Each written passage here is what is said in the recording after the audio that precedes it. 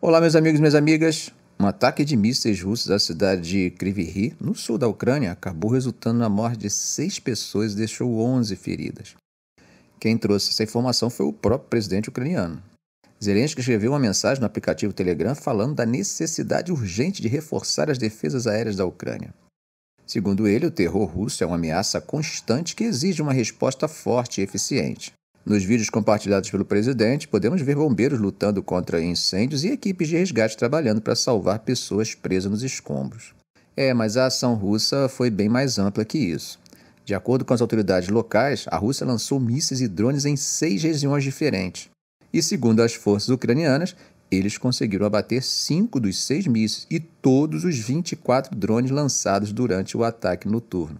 Serhiy Popko, chefe da administração militar da cidade de Kiev, compartilhou no Telegram que todas as armas aéreas foram destruídas antes de alcançarem a capital. No entanto, os terríveis destroços, causaram um incêndio em uma instalação industrial na região de Kiev. O governador da região informou que mais de 105 pessoas e 30 equipamentos estavam envolvidos no combate ao incêndio na manhã da quarta-feira. Infelizmente, um residente ficou ferido e houve danos em um posto de gasolina e uma unidade de armazenamento. Em Dnipropetrovsk, o governador falou que o ataque feriu 3 pessoas e danificou 9 residências privadas, além de destacar que o exército ucraniano abateu 11 drones sobre sua região. As sirenes de alerta aéreo soaram por várias horas em toda a Ucrânia, começando logo após a meia-noite, e incluindo regiões que fazem fronteira com a Polônia, que, como sabemos, é membro da OTAN. Gente, essa proximidade com a Polônia faz com que a tensão aumente ainda mais, né? E segundo o Comando Operacional das Forças Armadas Polonesas, em comunicado na plataforma X, as Forças Armadas Polonesas e aliadas foram ativadas como precaução.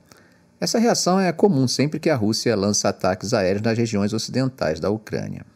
Bom, gente, dando continuidade ao que já comentamos no vídeo de ontem, a Rússia anunciou que soldados e marinheiros do Distrito Militar de Leningrado, que faz fronteira com os membros da OTAN como Noruega, Finlândia, Polônia, Estônia, Letônia e Lituânia, participaram de exercícios para o desdobramento de armas nucleares táticas.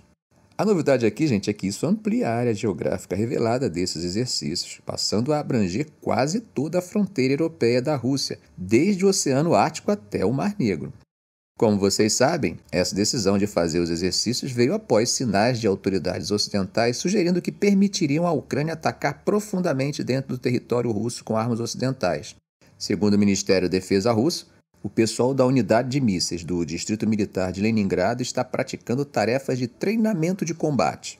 Essas tarefas incluem obter munições especiais para os sistemas de mísseis Iskander-M, equipar veículos de lançamento com essas munições e avançar de forma encoberta para a área designada para preparar os lançamentos de mísseis. Além disso, a Marinha Russa está envolvida nesse treinamento, equipando mísseis de cruzeiro baseados no mar com ogivas simuladas e patrulhando áreas designadas. Um vídeo divulgado pelo Ministério da Defesa mostrou um sistema de mísseis móvel sendo escoltado até um campo, além de um foguete sendo carregado em um navio de guerra. Embora Putin tenha afirmado na sexta-feira que a Rússia não precisa usar armas nucleares para garantir a vitória na Ucrânia, ele também mencionou que não descarta mudanças na doutrina nuclear russa, que define as condições sob as quais essas armas podem ser usadas. Até as falas ocidentais sobre autorizar o uso de armas dentro do território russo, assim como a possibilidade de enviar tropas para a Ucrânia, ele havia dito que não via razão para mudar essa doutrina. Bom, gente, como eu comentei ontem, os Estados Unidos afirmam não terem visto mudanças na postura estratégica da Rússia. No entanto, altos funcionários da inteligência afirmam que os Estados Unidos devem levar a sério as declarações de Moscou sobre armas nucleares. Putin, como principal tomador de decisões da Rússia sobre o uso de armas nucleares, enfrenta atualmente pressões dentro da elite russa para reduzir o limiar para o uso dessas armas. Imagine se a pressão realmente der certo. Vale lembrar que a Rússia e os Estados Unidos são, de longe, as maiores potências nucleares do mundo. Eles possuem cerca de 88% de todas as armas nucleares que o mundo tem. Quando a Rússia anunciou os exercícios nucleares no mês passado, afirmou que as forças de mísseis no Distrito Militar do Sul participariam, juntamente com a aviação e a marinha. Esse distrito, com sede em Rostov-on-Don, fica ao lado da Ucrânia e inclui partes da Ucrânia controlada pela Rússia. O Distrito Militar de Leningrado se estende desde a fronteira com a Noruega no norte até a Bielorrússia e inclui a Frota do Norte e o enclave de Kaliningrado, que fica no Mar Báltico entre Lituânia e Polônia. A Rússia possui cerca de 1.558 ogivas nucleares não estratégicas, embora especialistas em controle de arma digam ser difícil determinar o número exato devido ao sigilo. Na semana passada, Putin afirmou que muitas dessas armas nucleares táticas da Rússia têm poder explosivo de 70 a 75 quilotons, como eu disse ontem, cerca de 5 vezes o tamanho da bomba nuclear dos Estados Unidos lançada sobre Hiroshima e Nagasaki em agosto de 1945. Bom, gente, atravessando o Mediterrâneo, hoje, quarta-feira, o Hezbollah lançou gigantescas barragens de foguetes contra Israel, prometendo intensificar seus ataques em retaliação a uma ofensiva israelense que resultou na morte de um comandante de campo sênior do Hezbollah. Esse aumento no conflito ao longo da fronteira libanesa-israelense está causando muita preocupação diante da possibilidade de uma confrontação maior entre esses adversários fortemente armados. E aqui, gente, temos que entender que o poder de fogo do grupo libanês está em um patamar muito acima do poder de fogo do Hamas, mesmo se considerarmos lá em meados do ano passado. O enfrentamento entre Hezbollah e Israel não é novidade. O que parece ser novidade é a intensidade. Afinal, como muitos de vocês já sabem, o Hezbollah, apoiado pelo Irã e Israel, tem trocado tiros desde o início da guerra em Gaza, em outubro. Na verdade, antes disso já havia uma pequena troca de ofensa explosiva entre eles, quase como uma saudação. No entanto, a hostilidade tem aumentado gradualmente, levantando temores de um conflito mais amplo. Segundo fontes de segurança no Líbano, a ofensiva israelense na vila de Jouaia, no sul do Líbano, na noite da terça-feira, matou 3 combatentes do Hezbollah, incluindo o comandante de campo sênior Taleb Abdallah, também conhecido como Abu Taleb. Ele era o comandante do Hezbollah para a região central da faixa da fronteira sul, e sua morte representa uma perda importante para o grupo. O exército israelense confirmou que havia eliminado Abu Taleb juntamente com outros 3 combatentes do Hezbollah em um ataque a um centro de comando e controle. Milhares de apoiadores do Hezbollah encheram as ruas nos subúrbios do sul de Beirute, que é controlada pelo grupo, para um cortejo fúnebre antes do sepultamento de Abu Taleb no sul do Líbano.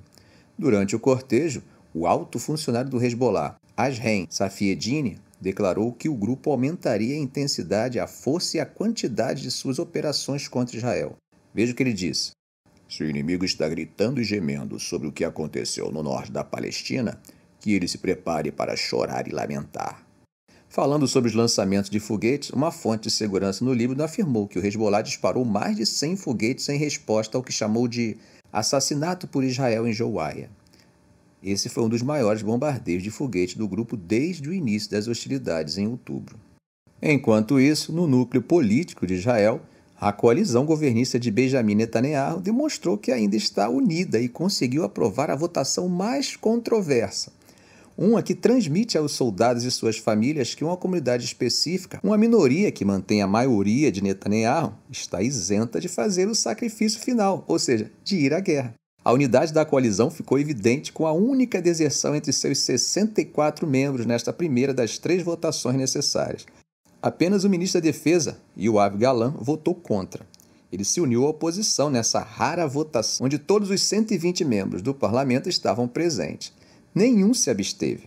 Os legisladores do Likud, sob pressão tanto do público quanto de suas consciências remanescentes, explicaram que esta foi apenas uma votação técnica. Eles apenas aprovaram a continuidade da legislação anterior, onde a lei que isenta os estudantes do Yeshiva do serviço militar foi apresentada pelo então ministro da Defesa Benny Gantz, que desde domingo voltou à oposição. Os legisladores do Likud desconsideraram as acusações de que o projeto de lei de Gantz veio em um momento em que Israel não enfrentava uma guerra interminável em 2 frentes, na qual centenas de soldados já haviam caído e milhares estavam feridos, com centenas de milhares de reservistas forçados a passar longos meses longe de suas famílias.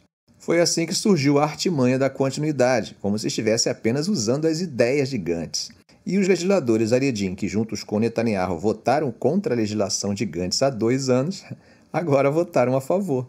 Assim como seu aliado, eles estão ganhando tempo. Enquanto isso, os filhos e filhas de outras pessoas vão lutar e morrer. Meus amigos e minhas amigas, uma votação no parlamento que represente a nação nunca pode ser meramente técnica, especialmente essa votação que ocorreu enquanto as famílias de mais 4 soldados eram notificadas de que seus filhos haviam morrido em batalha, dessa vez em um prédio cheio de armadilhas em Rafah. A oposição afirma que, no que diz respeito à história, o princípio que os partidos heredes estavam impondo ao resto da coalizão é falso. Segundo eles, não há base na história judaica, nas escrituras, na lei ou na ética para isentar estudantes da Torá e do Talmud de assumir o fardo nacional de servir o exército. Não sei se vocês sabem, mas até mesmo os rabinos ultra-ortodoxos em 1948, quando a isenção original foi acordada, solicitaram apenas que algumas centenas de estudantes excepcionais pudessem permanecer em suas yeshivas, enquanto os outros jovens lutavam na Guerra da Independência. A demanda herédia de que todos os homens registrados em um yeshiva fossem isentos foi feita e concedida em 1977, quando os partidos ultra-ortodoxos começaram a participar de coalizões lideradas pelo Likud. Exatamente a base de apoio que sustenta Netanyahu, que impede o cessar-fogo, é essa base que se protege do sacrifício de ir ao campo de batalha. Ficamos por aqui. Se esse vídeo foi útil para você, faça um comentário, compartilhe em suas redes sociais, dê um like. E é claro, se ainda não for inscrito, inscreva-se no canal e ative o sininho. Ok, gente? Um grande abraço do professor Arão Alves.